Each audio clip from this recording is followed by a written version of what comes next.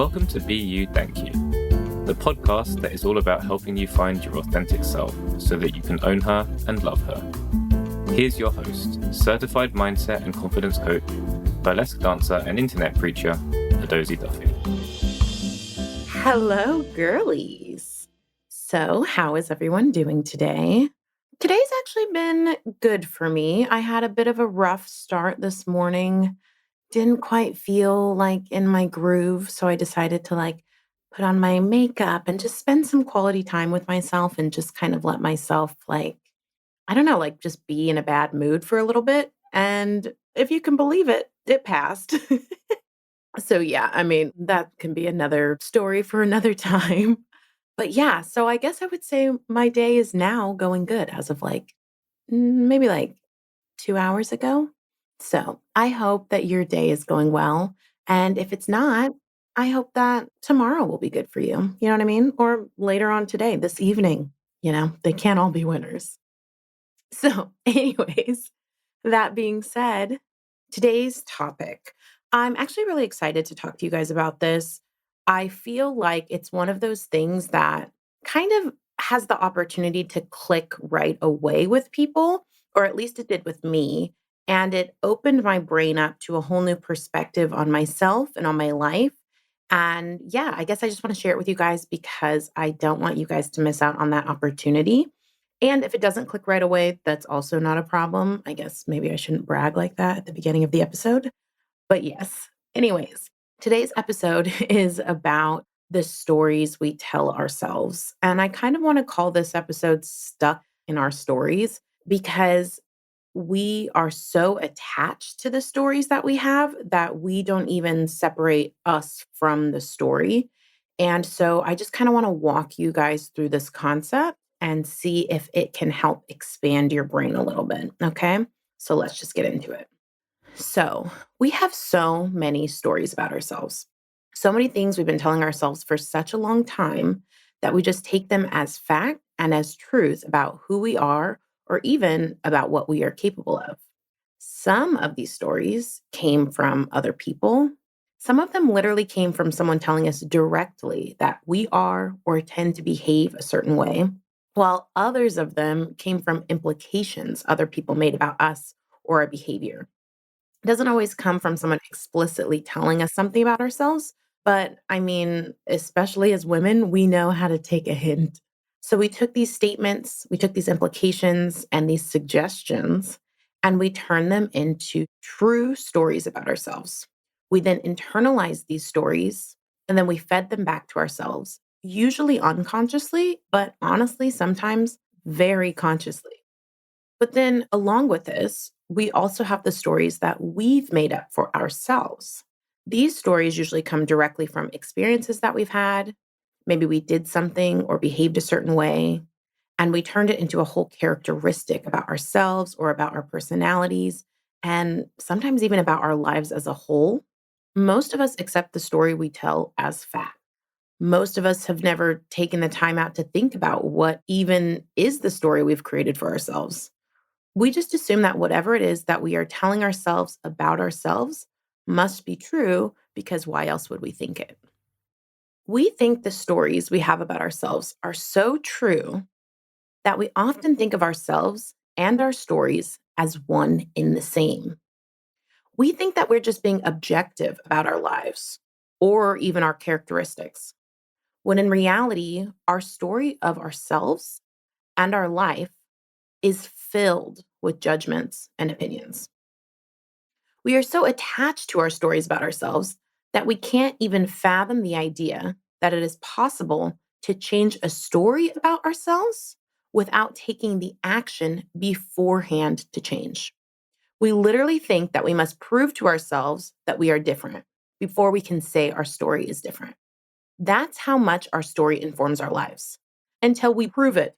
Most of us can't even pinpoint where these ideas about ourselves even came from. And if we can, it's usually something that happened in our far past. And we're using these stories we've had about our past as a means to determine what is possible for our future. We are using these stories to show us what our future could look like. And we all do this in so many ways. We create minute stories, or maybe we create these grand tales about our lives and who we are and what we can and can't do because of it. And then we stick with them and we live in them. We hold on to these random beliefs, we make them true, and then we allow ourselves to be limited by them. Try to think of the types of stories you have for yourself. There are so many of them. Like, I'm someone who has a hard time losing weight, or I'm not good at making friends, or being smart doesn't come naturally to me, or I'm unlovable. All of these things are stories we've created for ourselves over the course of our lifetime. We have a belief or a thought about ourselves, and then, God forbid, somebody else confirms it. So then we take that thought and we turn it into a story and we take that story on. Or we have an experience that we noticed happens in our lives more than one time. So we pluck that experience out of our lives and make it mean an entire narrative about who we are as human beings. We look for patterns and think that we're being objective about ourselves. But really, all we are doing is limiting ourselves. We have no idea what the future holds for us, but we use our past experiences as a map so that we can feel a sense of control over our futures. We think that we have to look at our past to determine what is possible in our future. And we use these stories to give us a sense of an idea of what we are capable of because we are afraid to try and fail. So we encourage ourselves to stay small and we use our past stories as proof that we are right to do so. I want you to think about a story you have about yourself that you've been telling yourself over and over. The kind of story you've said aloud to a friend because you've never even bothered to question if it's really true. Let me give you an example of what our stories could look like. I'm a person who is unlovable. I know this because I've had 3 relationships and they all ended horribly. I'm the type of person who tends to leave when times get hard and other people can tell. So they know it's not worth it to get involved with me in the first place. I'm fun and interesting when I first start dating someone. And then when I get comfortable, I don't try as hard. So then the other person becomes less interested in me. I'm bad at expressing myself. So my partners eventually get tired of trying to understand me. I'm just not someone that people can learn to love because I'm too difficult and hard headed. I'm just bad at relationships and I hurt people I care about. So it's better for me not to get involved in the first place for the sake of everyone. Cute, right? I have a question, girlies. Does that sound like an objective, factual story to you? Or does that sound like a story filled with judgments, opinions, and I'd even go as far as to say giant jumps to conclusions? But this story and stories like this are incredibly common. We all do this. We take experiences and we conjure up entire narratives, and then we attach ourselves wholeheartedly to them. And we think we are doing it to protect ourselves. But really, we do it out of fear, out of the fear of the unknown. We would rather hurt ourselves and experience suffering than open ourselves up to the unknown. Our pain is familiar, so we stick with it and we gurgitate it back to ourselves because even though it hurts, it's comfortable. Nothing about the story I just read to you was factual. You could draw hundreds of different conclusions from some of those circumstances. We know this. I mean, plenty of people have been in 3 relationships that ended and have still managed to think of themselves as lovable beings. It is just this person in particular who made these circumstances mean that she wasn't lovable. It is not a fact that that's what those circumstances mean. There's no rule book to the world that says that is so. The only thing that decided that was this person's brain because the brain got scared and retreated. So it made this cushy story around itself to stop her from trying. And we all have areas in life where we do this, where we just defer to the default bullshit our brain is spewing, either out of fear or exhaustion. And it's not just one area in our life, but probably many, especially if you've never stopped to question or get curious about the information your brain is spewing. You might have stories like this scattered throughout your whole life. Now, I'm not saying every story you have about yourself is bad or wrong. Actually, stories can be really helpful to us at times. They can help remind us of who we are and give us reasons to be proud or determined to go after what we want in life. But that's when we're using stories correctly. Our stories should help us feel good about ourselves. and the possibilities for our lives. We shouldn't use them to keep us down and hold us back from what we really want. You will know if a story isn't serving you just by the way it makes you feel when you say it or read it. That example I gave you earlier, did it sound like that person was satisfied with the outcome? Did it sound like they love the decision that they are unlovable and that they're just a person who can't do relationships? No, it sounded like someone who wanted something different, but had just resigned themselves to this reality. And now those are the stories I want us to be looking out for and to be getting curious about. The stories that are about the parts of our life or the characteristics of ourselves that we have just resigned ourselves over to, the parts that we just decided we were powerless against. And I want us to start to get curious with ourselves about whether that has to be true for us or whether we can be looking at it in a different way. Imagine if you were to hear the same story again, but you had to make it entirely neutral. You had to think of this story without the judgments and just stick to the facts. What would that story look like? I'll tell you, it would look something like this. I am a person. I have had 3 relationships for varying lengths of time that are no longer happening presently. I'm a person who knows how to be fun and interesting at times. Sometimes I express myself, sometimes I don't. Sometimes I'm difficult, sometimes I'm not. Sometimes I'm stubborn, sometimes I'm not. I care about people. That is an entirely different take on the situation, don't you think? Now, I'm not saying you aren't allowed to think that parts of you could use improving. Like if you're someone who wants to get better at expressing yourself because you think it will make your relationships easier, I think you should definitely go for it. But when you say things like, I'm bad at, or just, I can't, right? I can't express myself. You are literally missing half the picture. Sometimes you express yourself and sometimes you don't. That's at least half the time. It's not no times, it's sometimes. And can't you see how sometimes gives us some wiggle room? It gives us some movement and breath in this story we have about ourselves. And it gives us some space to look at it with new eyes. Sure, you aren't perfect. Not that that exists, but I digress. But don't you think that most people are sometimes stubborn and sometimes don't express themselves? But how that's not equal to unlovable? When you take out all the harsh judgments and jumping to conclusions, doesn't this just sound like the experience of a normal human person?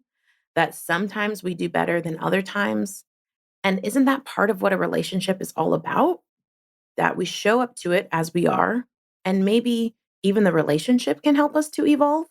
I'm not saying you need a relationship to evolve. I'm just saying that isn't it easier to see how most people probably don't wait until they're never stubborn to get into a relationship?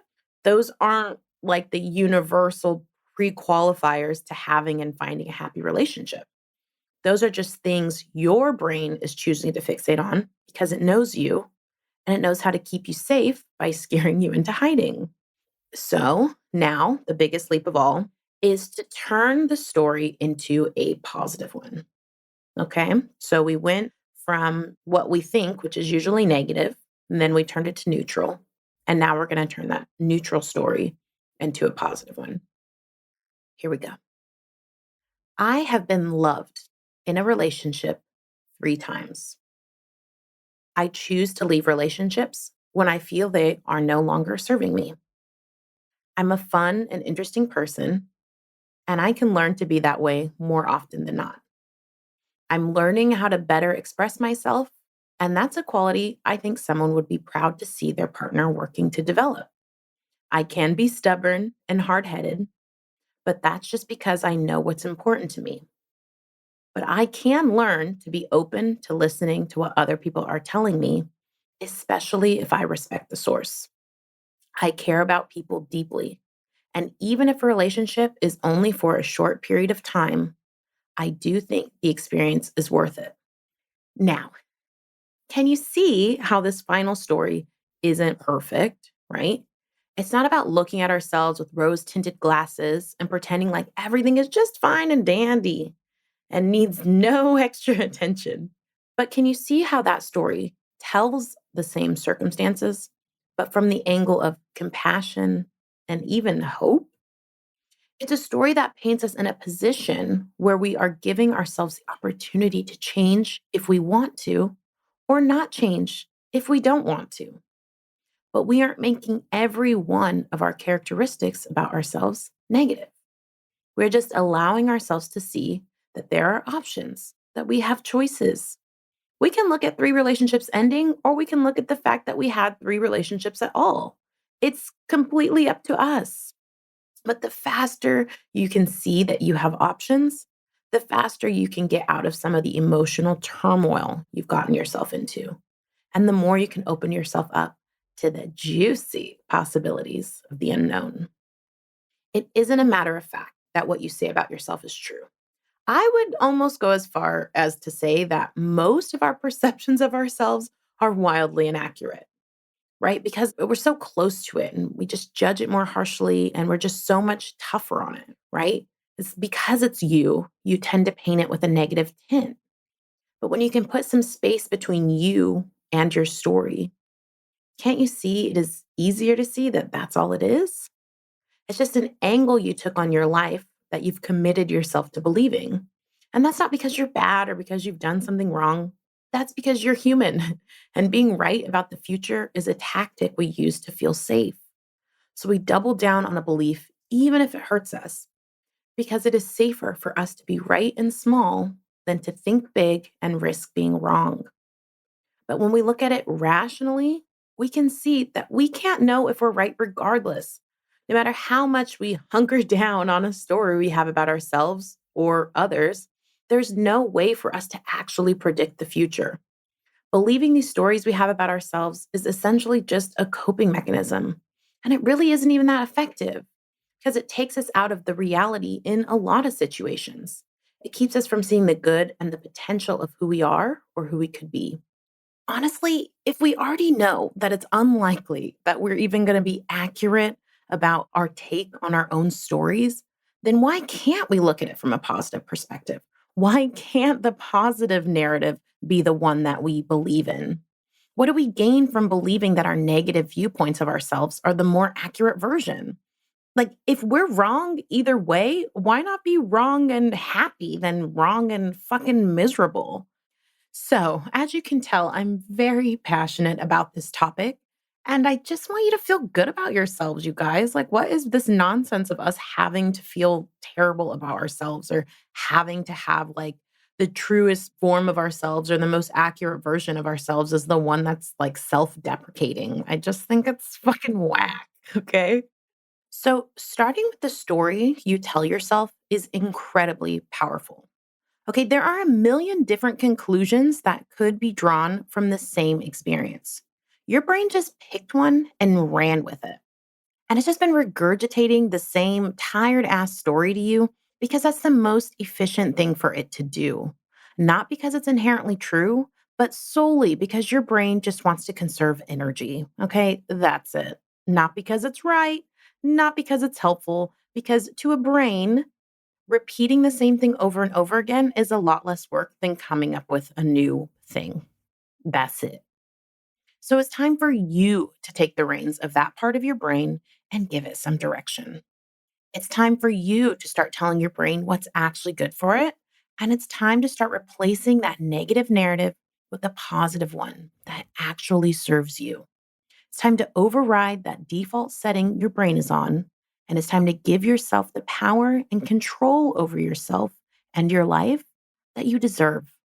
So I want you to sit with yourself and try this exercise. Okay. The one that I kind of gave you the 3 examples of the negative or current story, a neutral story, and then the positive story. I want you to try this out for yourself. Okay. So I've gone ahead and created a worksheet for you so that you have some guidance around this and you can have a place to keep all this amazing insight that you're going to get for yourself handy. So you can get this worksheet by going to my website at beuthankyou.com/episode 3. That's beuthankyou.com/episode 3. And you can actually download this worksheet in the show notes. And I really want you guys to try this because I just feel like it's going to help you move forward in a way that's going to make your life so much easier and so much lighter and just take some like weight off of your shoulders. Okay. Doesn't all have to be done at once. So please take your time, but you can start with your current story, then turn it into neutral. And then if you want, you can come back when you're like in a good mood. Okay. And you want to turn that story then into a positive story. Even if you have to think about it like you're writing a positive fictional story for your best friend, okay? Try your best to just be nice to yourself. And if you can't be nice to yourself, just pretend that you're being nice to someone else. Okay?